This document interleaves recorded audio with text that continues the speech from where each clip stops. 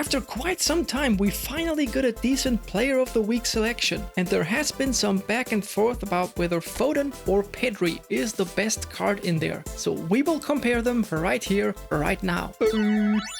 Here comes Pepper. Welcome everybody! These two new cards look really good for Player of the Week cards, so let's get right into it. All the boosters are applied here, so what you see is as good as they get. Both of them are whole players, so no difference in playstyle. Foden has 6 points on Pedri in offensive awareness. He also takes ball control and dribbling, but loses out on a single point in tight possession. I'd say in total that gives Foden the edge in the dribbling stats. He also wins finishing by 5 points. Pedri, on the other hand, clearly wins both of the passing stats by 8 points. Heading and place kicking honestly don't matter much. Curl goes to Foden by 3 points. Now the difference in defensive stats is actually huge. Pedri is better here by a large margin. Foden, however, has slightly higher top speed, which he wins by 2 points, and significantly higher acceleration, which he wins by 5. He's also better at kicking power by 12 points, which is really big. Pedri wins physical contact by 10, balance is equal, and Pedri also takes stamina by 5 points. So through all these skills, there is a recurring pattern that the more important the skill is for the offense, the more likely Foden is gonna be better, and vice versa. The more important it is for defense, odds are Pedri takes it. Foden has all the finishing stats for him, is faster and has a slight edge in dribbling. So if you want a very offensive midfielder or second striker, he is your man. Pedri, however, has better passing, so he can build up better, he can orchestrate attacks better, and he's a lot better at defending. So as a central